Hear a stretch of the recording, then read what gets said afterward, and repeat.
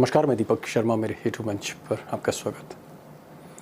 दोस्तों, आम आदमी का मामला हो या फिर सियासत का मैदान हो, गलत आदमी का साथ आखिर में नुकसान जरूर पहुंचाता है। और कुछ यही हाल हो रहा है बिहार में, नुकसान जरूर पहुंचाता है एनडीए का, यानी डबल इंजन की सरकार का। सबसे पहले जेडीयू के उम्मीदवार अनंत सिंह ने आरजेडी के नेता दुलारचंद यादव की हत्या कराकर एनडीए की किरकिरी कराई। और अब लल्लन सिंह ने जिस तरह खुलेआम धमकियां दी हैं माइक पर, कैमरे पर, उसने सरकार की, डबल इंजन की सरकार की बदनामी करा दी है। अब इत्तेफाक देखिए कि अनंत सिंह के बॉस लल्लन सिंह हैं और लल्लन सिंह के बिग बॉस अमित शाह, नीतीश कुमार नहीं, आज की तारीख में अमित शाह। अब इन दोनों लोगों ने मिलकर कहीं ना कहीं बीजेपी के लिए, एनडीए के लिए भारी मुसीबत खड़ी कर दी है। और जिस तरह से लल्लन सिंह ने खुलेआम कैमरे पर, माइक पर यह ऐलान कर दिया कि वोटिंग वाले दिन विपक्षी नेता जो हैं इनको घरों में बंद कर देना, इससे कहीं ना कहीं पूरे इलाके में, मोकामा और पटना की बात नहीं कर रहा हूं, पूरे इलाके में भूमिहार वर्सेस यादव हो गया है। आप यूं कह सकते हैं कि अगड़ा बनाम पिछड़ा, भूमिहार वर्सेस यादव। नेता चुनाव के दिन उनका घर से निकले मत ही होने, उनका घर में फाइट कर दी। अब अमित शाह के करीबी लल्लन सिंह जिस तरह कह रहे हैं कि साहब विपक्षियों को आप घरों में बंद कर दीजिए, मतलब निकलने ही मत दीजिए वोटिंग वाले दिन, इससे कहीं ना कहीं जो जातीय ध्रुवीकरण हुआ है, अगड़ा बनाम पिछड़ा, भूमिहार वर्सेस यादव, इससे बीजेपी के कई सीटों पर जो चुनावी समीकरण, जो आप कह सकते हैं जो अरिथमेटिक है चुनाव की, वो बिगड़ने लगी है। अब मिसाल के तौर पर पहले फेज की जो वोटिंग हो रही है बिहार में 6 नवंबर को, उसमें बीजेपी लड़ रही है 48 सीटों पर और 6 तारीख को आरजेडी यानी तेजस्वी की पार्टी, लालू की पार्टी लड़ रही है तकरीबन 72 सीटों पे। तो बीजेपी 48 पर और आरजेडी 72 सीटों पर। और इसमें कई सीटें ऐसी हैं जहां सीधी टक्कर है, कांटे की टक्कर है, बीजेपी और आरजेडी, कांटे की टक्कर, अमित शाह वर्सेस तेजस्वी यादव। अब जिस तरह अनंत सिंह ने या लल्लन सिंह ने जो बवाल मचाया, जो हंगामा किया, हालांकि दोनों पर एफआईआर हो गई है, लेकिन जो ये हंगामा मचा है, कहीं ना कहीं इससे जातिगत ध्रुवीकरण हुआ, जो मैंने पहले भी कहा, अगड़ा बनाम पिछड़ा हुआ।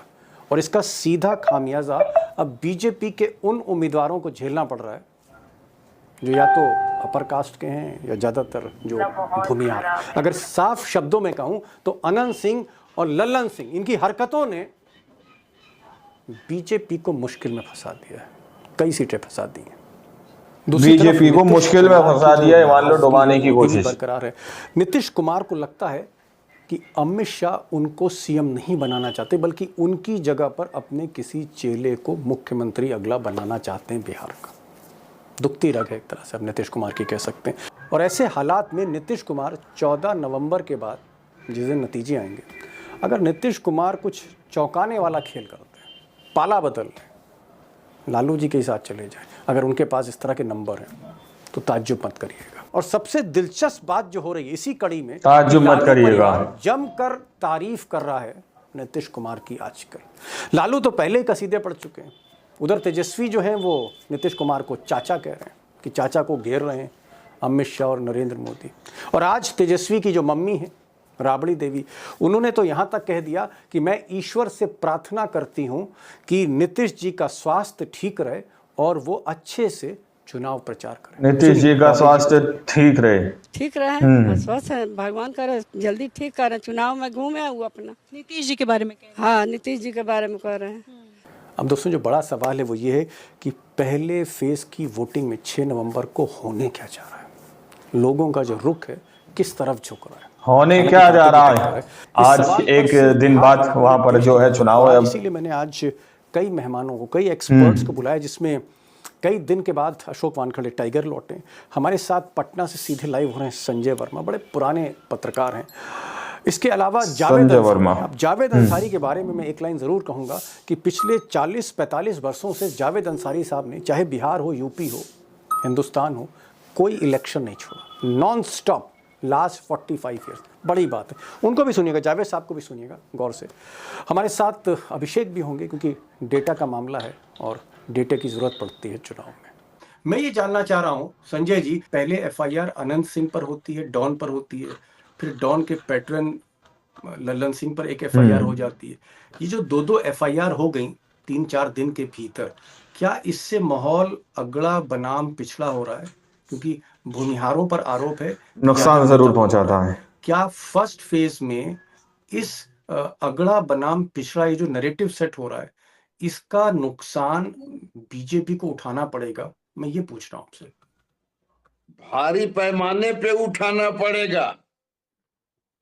जितना इस घटना के बाद मामला नहीं बिगड़ा था, उससे कहीं ज्यादा मामला अनंत सिंह के समर्थन में जो भाषण दिया ललन सिंह ने, और लोगों को चिढ़ाने के लिए उन्होंने सम्राट चौधरी के साथ शाम में खुली जीप से जिस अंदाज में, जिस तौर तरीके से उन्होंने प्रचार किया, तो लोगों में चीड़ पैदा हुई।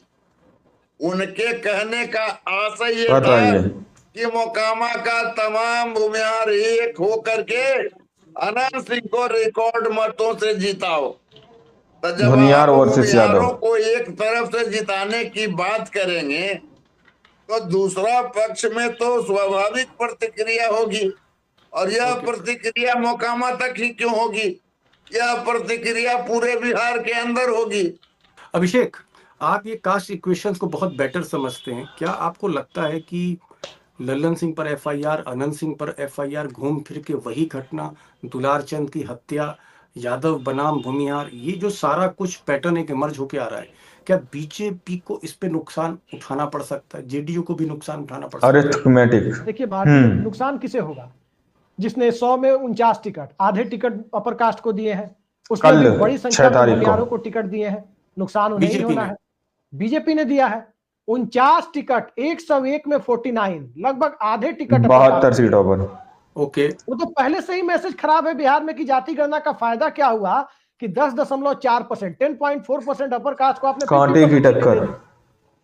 ये कौन सा सामाजिक, ये पहले से भी वर्ष के बीच क्या वो तेजस्वी यादव, अब और भूमिहारों को ज्यादा दी उसमें भी राजपूतों को दी है, भूमिहारों को दी है, लेकिन राजपूत और ब्राह्मण कहीं सीन में दिख नहीं रहे हैं, सीन में दिख रहे हैं भूमिहार। अनंत सिंह के पक्ष में एक भी दूसरा अपर कास्ट नेता, गैर भूमिहार नेता कोई बयान देता हुआ आपको दिखा हो तो बताइए। कोई एक नहीं दिखा है। तो ये बता दीजिए नुकसान किसका हो रहा है, तो बता दीजिए। नुकसान भारतीय जनता पार्टी का हो रहा है सर। मैसेज पहले से ही था, अविश्वास का वातावरण पहले से ही था कि भारतीय जनता पार्टी खेल कर रही है। ठीक, टाइगर के पास आ रहा हूं। टाइगर, क्या लल्लन सिंह ने बीजेपी को मुश्किल में फंसा दिया है, मान लो डुबाने की कोशिश। लल्लन सिंह ने कईयों को फंसाया, लल्लन सिंह ने मोदी को भी फंसाया, लल्लन सिंह ने जेडीयू को भी फंसाया। जेडीयू को इसलिए फंसाया कि लल्लन सिंह ने ये बोल दिया कि भाई विधानसभा तय होने के बाद ही विधायक तय करेंगे मुख्यमंत्री कौन होगा। ये बात उन्होंने रिपीट की है अमित शाह की, इसका मतलब नीतीश कुमार नहीं होंगे, यही बात समझ लीजिए मोटे मोटे तौर पे। नहीं तो वो बोल सकते थे विधायक दल किसको चुनेंगे, नीतीश जी को चुनेंगे, नीतीश जी होंगे। ये शब्द नहीं वो उच्चारण कर रहे हैं, मत करिएगा। मतलब वो नीतीश की जगह लेना चाहते थे, नीतीश की जगह लेना चाहते ये बोल के उन्होंने जेडीयू में भी जो हार्डकोर वोटर है नीतीश का, उसको पलीता लगा दिया। जो अभिषेक कह रहे हैं कि उसमें एलजेपी और बीजेपी का नुकसान है, और बीजेपी का तो नुकसान है ही, क्योंकि ये दुलारचंद यादव सिर्फ यादव ही नहीं था, वो किसके लिए कैंपेन कर रहा था ये भी तो देखिए। वो कोई आरजेडी के लिए कैंपेन नहीं कर रहा था, नीतीश जी का स्वास्थ्य ठीक रहे कैंपेन कर रहा था। और कौन है उम्मीदवार वहां पे? पीके का प्रियदर्शनी पीयूष कौन है? ये पिछड़ी जाति का है, ये पिछड़ी जाति का है। तो पिछड़ी जाति का भी एक मैसेज गया, हाँ, पिछड़ी जाति को भी मैसेज गया कि हमारे पिछड़ी जाति के उम्मीदवार के लिए कोई कैंपेन करने आए तो उसकी हत्या कर देते हैं। होने क्या जा रहा है? आज तो एक दिन बाद वहां पर जो है चुनाव है, अब ऑलरेडी अब कन्नी काट रहे हैं। जो उसका हार्डकोर वोटर था नीतीश का, उनको भी समझ में आ गया कि लल्लन सिंह अपनी दुकान चमकाने के चक्कर में हमारे ही बॉस को शहीद करवा रहे हैं। तो नुकसान किसका होगा? पूरे इंडिया को लेकर नुकसान, ये सिर्फ बीजेपी को ही नुकसान नहीं है। जावेद भाई, ये तो बात सही है। हमने संजय जी से बात करी, अभिषेक से बात करी और टाइगर से बात करी, सब ये मान रहे हैं कि ये जो घटना थी अनंत सिंह वाली, और जिसमें लल्लन सिंह भी अब फंस गए हैं, इसने बीजेपी को झटका तो दे दिया है, प्रेशर में तो लिया है। क्या मोदी और शाह के लिए, जावेद साहब, बिहार जीतना? तो आप लोगों ने इस वीडियो को शुरू से आखिर तक देखा। वीडियो के अंदर साफ तौर पर बात की गई है कि किस तरीके से लल्लन सिंह उसी नक्शे कदम पर चलते हुए नजर आ रहे हैं जिस पे दूसरे और नेता चलते हुए नजर आ रहे हैं। अब ये तस्वीरें सामने निकल कर आने लगी हैं बिहार के अंदर से कि किस तरीके से विपक्ष को हाउस अरेस्ट करने की बात कही जा रही है, विपक्ष को उनके घरों के अंदर बंद कर दिया जाए, ये सीधे तौर पर लल्लन सिंह कहते हुए नजर आ रहे हैं। दोस्तों, पहले प्रधानमंत्री नरेंद्र मोदी जी कट्टा छर्रा की बात करते हैं, फिर दूसरी तरफ गृह मंत्री अमित शाह कहते हैं कि जवाब जो है किसी भी तरीके का वो गोली से दिया जाएगा। अब लल्लन सिंह सीधे तौर पर इस तरीके से सामने निकल कर आते हैं और कहते हैं कि विपक्षों को उनके घर के अंदर बंद कर दिया जाए, ऐसी वोटिंग करना है 6 तारीख को। अब आज 5 नवंबर हो चुकी है, कल पहला फेज बिहार के अंदर देखने को मिलेगा। ये वाकई में बहुत ज्यादा दिलचस्प होगा कि आखिर जनता किसको बिहार की गद्दी पर बिठालती है, बिहार के अंदर किसको समर्थन मिलने जा रहा है, किसकी, और ये पूरा पाला देखने को मिलेगा। दोस्तों, अब जिस तरीके की तस्वीरों, जिस तरीके के हालात देखने को मिल रहे हैं कि एक बार में 50 लाख करोड़ की घोषणाएं की जा रही है कि बिहार के अंदर लगाया जाएगा 50 लाख करोड़ रुपया, जो भी एक जुमले के तहत लोग उसको देख रहे हैं। तो ये तस्वीरें अपने आप में बहुत कुछ बयां करती हैं। क्या आखिर बीजेपी या फिर एनडीए सरकार क्या कुछ बिहार के अंदर कर सकती है, और बिहार के युवाओं के लिए अभी तक एनडीए सरकार ने 5 साल के अंदर किया क्या है? ये तस्वीरें जो है किसी से छुपी नहीं है। अब आप लोगों ने इस रिपोर्ट को देखा सुना, आप लोग इस रिपोर्ट के बारे में क्या सोचते हैं, क्या समझते हैं, अपनी राय कमेंट सेक्शन में जरूर दीजिएगा। मिलते हैं अगली वीडियो में, जब तक के लिए जय हिंद, जय भारत।